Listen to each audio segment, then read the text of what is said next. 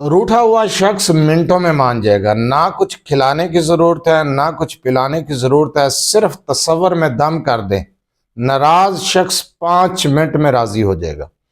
اعوذ باللہ من الشیطان الرجیم، بسم اللہ الرحمن الرحیم، لا تعداد درود و سلام آپ صلی اللہ علیہ وسلم پر اور آپ صلی اللہ علیہ وسلم کی آل پر۔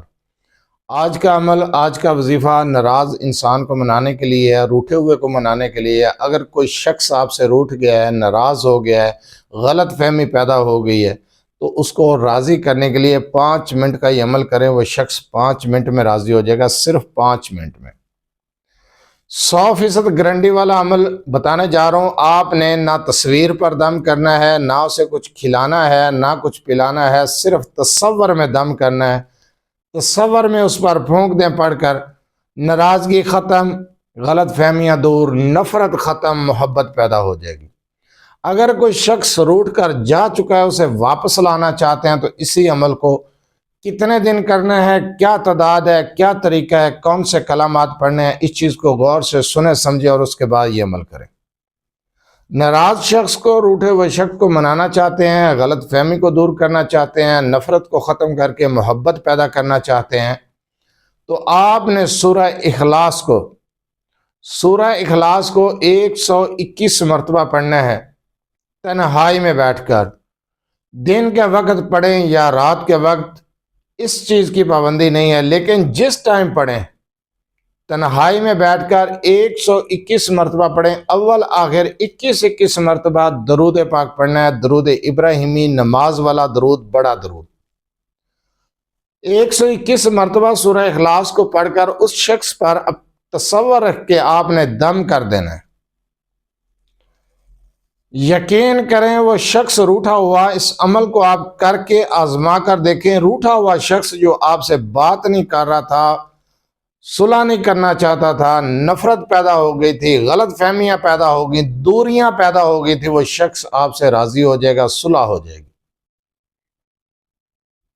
اگر کوئی روٹ کر دور جا چکا ہے تو اسے واپس لانا چاہتے ہیں، بعد از نماز عشاء کی نماز کے بعد سورہ اخلاص کو 121 مرتبہ پڑھیں اور 360 مرتبہ پڑھیں، یا ودود یا سلام۔ تصور رکھ کے درود ابراہیمی اول آخر وہی تعداد جو دن کے وقت یا رات کے وقت پہلے میں نے بتائی ہے، سورہ اخلاص کے ساتھ درود ابراہیمی کی تعداد وہی رہے گی، یا ودود یا سلاموں کی تعداد بھی بتائی ہے، اور سورہ اخلاص کی تعداد بھی وہی رہے گی۔ آپ اس عمل کو بغیر ناگے کے 7 دن کر لیں اور عمل مکمل کر کے تصور میں اس شخص کا پر پھونک دیں جسے آپ واپس لانا چاہتے ہیں، وہ شخص واپس آ جائے گا، نفرتیں ختم، محبت پیدا ہو جائے گی۔ یہ عمل اتنا مجرب ہے، آپ آزما کر دیکھ لیں۔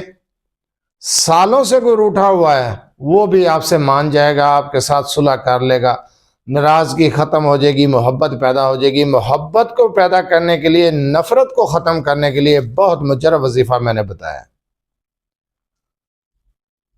جتنا بھی کوئی دور جا چکا ہے وہ انشاءاللہ تعالی واپس پلٹ آئے گا، واپس لوٹ آئے گا، خود آپ سے رابطہ کرے گا، اگر رات کے وقت عشاء کے بعد آپ یہ عمل کرتے ہیں جس طریقے سے بتایا ہے۔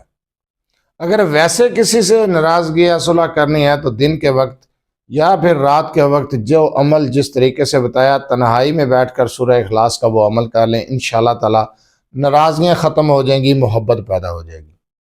اگر آپ اپنے مسائل کے بارے میں مجھ سے رابطہ کرنا چاہتے ہیں تو رابطہ کرنے کا ٹائم بھی ہر ویڈیو میں بتایا جاتا ہے کہ رات 8 سے 10 بجے تک آپ اپنا مسئلہ میرے واٹس ایپ نمبر 0300735199 پر تفصیل سے وائس کر سکتے ہیں، میسج کر سکتے ہیں۔